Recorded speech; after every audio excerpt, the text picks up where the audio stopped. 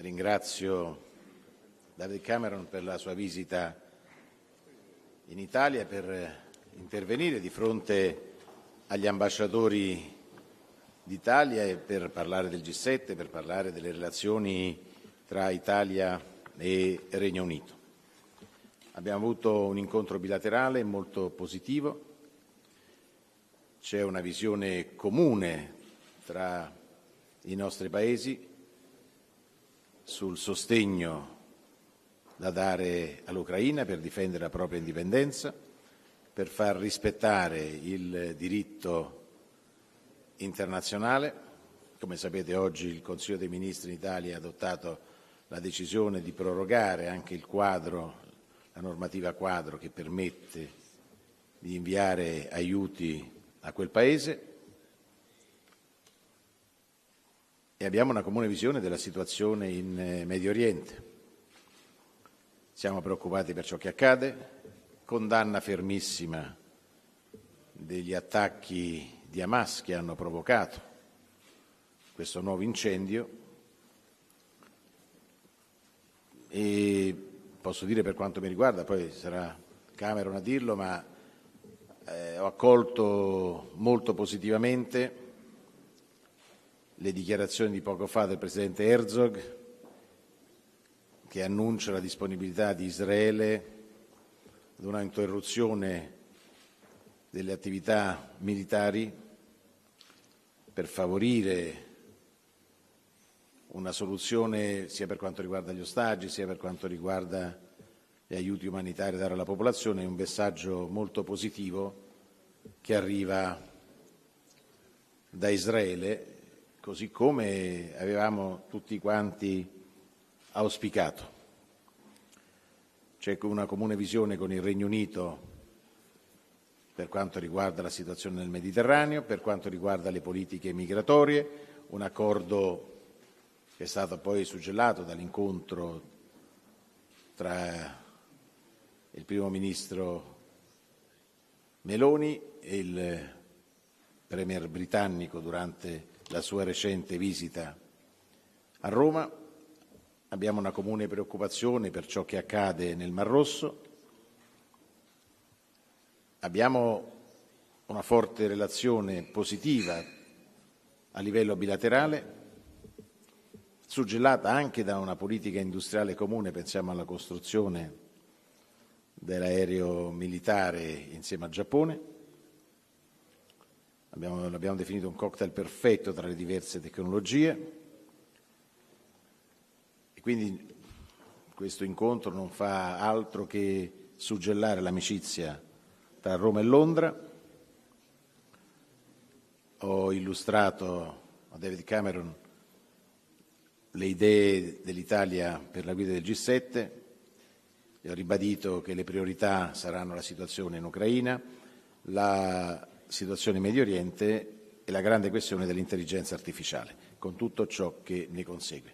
Quindi un colloquio molto molto positivo e lo ringrazio ancora per aver accettato il nostro invito a parlare ai nostri ambasciatori sulla situazione politica internazionale.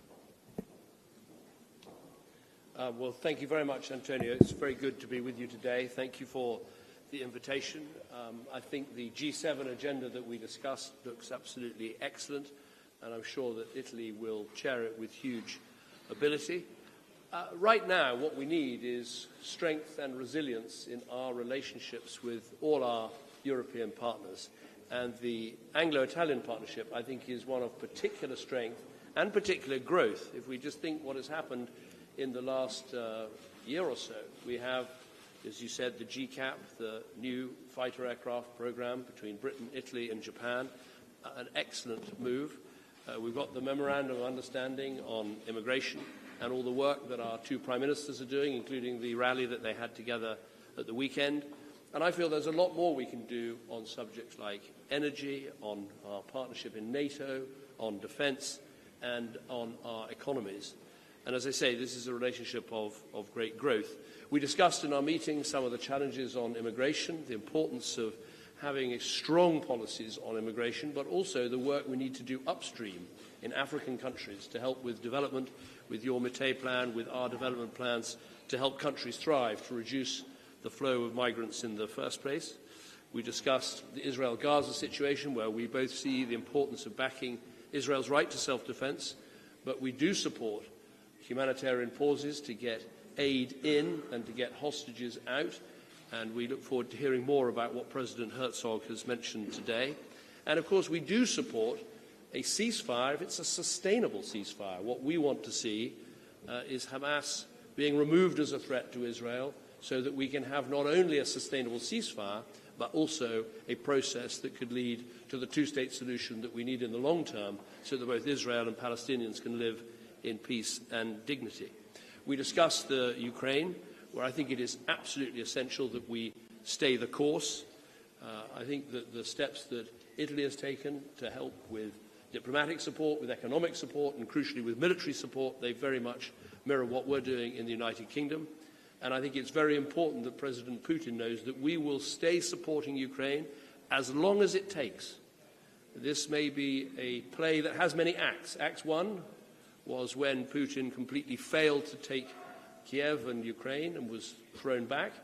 Act 2 was the splendid efforts of the Ukrainians to take back almost half of the territory that Putin had taken. I accept that Act 3 has been something more of a stalemate on land, but actually huge success on the Black Sea, where the Russian fleet has been pushed right back across the Black Sea. And Act 4 is still to be written, and it's up to us to write it.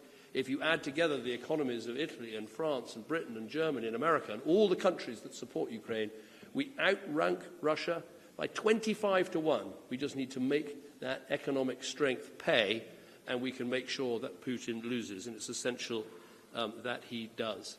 We also discussed the action that we're taking on the Red Sea, where the United Kingdom will also be part of this maritime task force and will give support with naval vessels.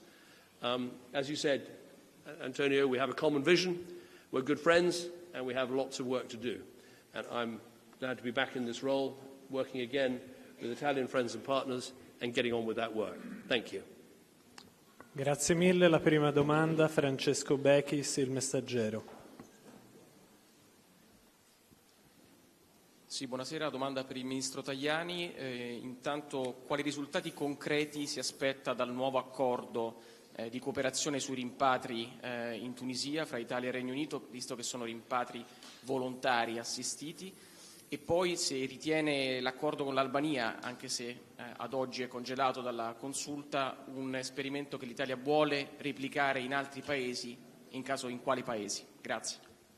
Ma gli accordi internazionali di cooperazione anche di contrasto ai traffici di esseri umani, di contrasto all'immigrazione illegale, se è fatta con una collaborazione internazionale, in questo caso una collaborazione tra Italia e Regno Unito, ottiene dei risultati più positivi, quindi tutto ciò che si può fare insieme meglio è. Noi abbiamo sempre chiesto una compartecipazione europea e anche se non fa parte dell'Unione Europea il Regno Unito è Europa geograficamente, quindi ritengo che la collaborazione sia utile ad entrambi, perché il fenomeno migratorio e anche l'attenzione rivolta all'Africa, abbiamo parlato anche di questo nel corso del nostro colloquio, è importante per il G7, è importante per la Nato, è importante per il Regno Unito e per l'Italia.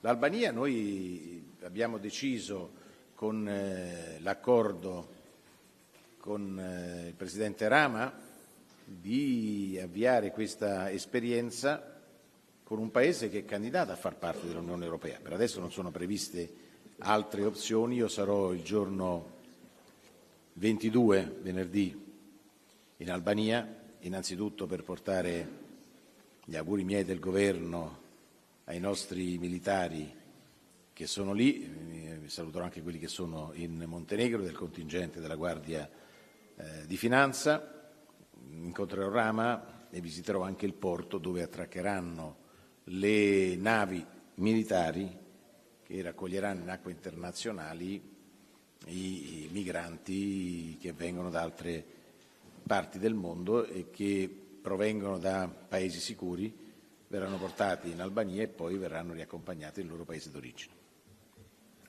Abbiamo la seconda domanda, Oliviero Bergamini, TG1. Let's talk about Israel. You've said that 2 million civilians have been killed in Israel. There have been many calls of restraint from the Israeli. What is the Israeli doing wrong? What should they do? They've been talking about war crimes. Do you think they have actually committed war crimes? And what is a sustainable ceasefire in practical terms? Okay. Also, you mentioned the Red Sea, military operations there. Do you foresee a cooperation with Italy in that area? Yeah.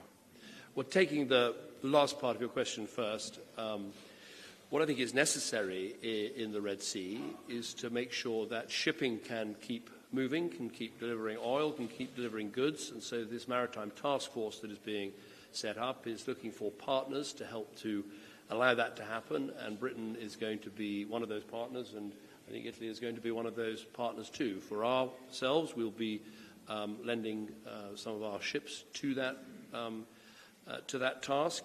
And I think it's very important that there's a very clear message to the Houthis in Yemen who've been launching all these attacks that, these attacks will not be tolerated and we will defend ourselves against them, and it's very important that shipping keeps moving. Going to Israel, what I mean by a sustainable ceasefire is, of course, look, everyone would love this fighting to stop now, but it's not sustainable if you stop permanently and Hamas are left in control of even one part of Gaza.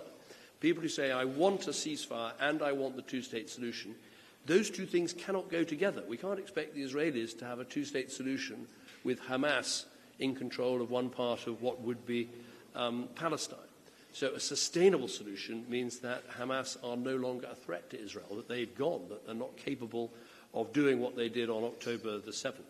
In terms of what we're asking Israel to do is to recognize that they have to minimize civilian casualties, they have to obey international humanitarian law at all times, and they have to proceed in their campaign against Hamas bearing those two things in mind. Now, I think what we've seen in the south of Gaza has been, according to the Israelis, there's been fewer civilian casualties than in the north, but I would urge them still to go further. We want to see a much more surgical and clinical and targeted approach when it comes to dealing with Hamas. Those are the things we're saying. Volevo aggiungere che oggi abbiamo firmato con il Ministro Crosetto l'8º pacchetto per l'Ucraina e il Parlamento verrà informato attraverso il Copasir sui contenuti. Grazie. Grazie mille a tutti, si chiude la conferenza stampa. Now there is a short visit, no? We start from here.